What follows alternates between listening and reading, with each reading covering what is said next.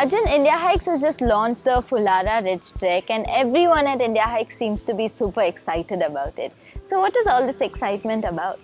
Swati, there are reasons to be excited. Now, ridge treks are very uncommon in our country. In fact, I can count maybe 2 or 3 which are really good ridge treks in our country. And then suddenly we discovered a trek like the Fulara Ridge Trek, which is a ridge trek which is like on the top of the game. Now, most people don't know why ridge treks are so good. So I'd like to explain that for a moment. See, ridge is a place where, both sides of a hill or a mountain come to an end. And if there is a walk and it's right on the ridge, you're walking on a kind of a knife edge all along. Now that's okay. In many places we do get that. But doing this for 4-5 hours and it's only a ridge and ridge and ridge and ridge and it's curving all the way through the landscape where on one side you have the meadows and the other side you have the valley, and in between it's almost like a stairways to heaven because you have these huge mountain views all around you and you're right on top of it. So this walking on a ridge is spectacular. Now we have all kinds of walks on a trek. You have the forest walks, you have the meadow walks, and one of the greatest walks that any trekker will ever do is a ridge walk because there's nothing on either side.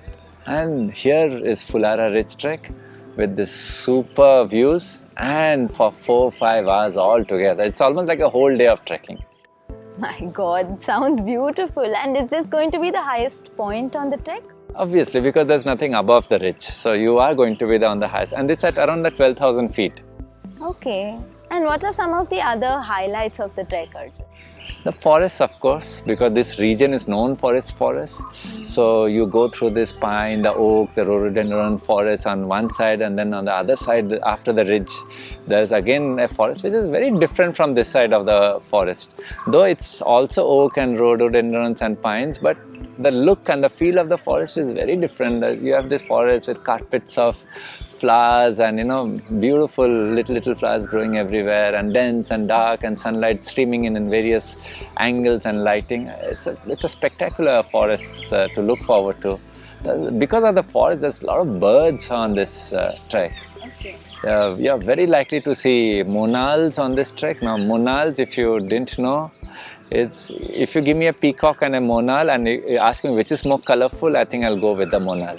It's that colorful and that beautiful. It's a rare sighting, and on this trek you do get to see quite a lot of birds. You'll always hear them chirping around, so good for those who are birders. Then of course the meadows. Oh, smashing meadows. I mean, after a long time we have come across a trek which has such lovely meadows to walk on, even before getting to the ridge and even after the ridge. And in fact we camped twice on these meadows, and camping on these meadows and being in these meadows it's superb. It's like walking on a carpet of grass. And whom is this trek meant for, Arjun? How easy or difficult is it? It's not a very difficult trek, it's a moderate trek. So I think people who are starting out on the first trekking expeditions can do it, and they'll do it comfortably. I would also think it's very good for those who haven't seen a ridge trek. Whether you're experienced in it doesn't matter. I think you must go for it just for experiencing the ridge walk, because you will not do it. It's one of its kind in a country. So I think anyone can do this trek, but prepare and come, because you are climbing to 12,500 feet. And what is the best time of the year to do this trek? I would say twice in a year would be very good. March, April, March once the snow has melted.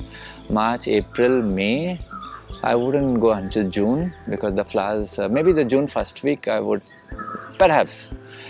And then again September middle onwards, September middle to October, I would end it in October. Perhaps take it maybe middle of November, but not after that, because I don't want snows on this trek. Once there is snow on this trek, you can't do it because you're on the ridge.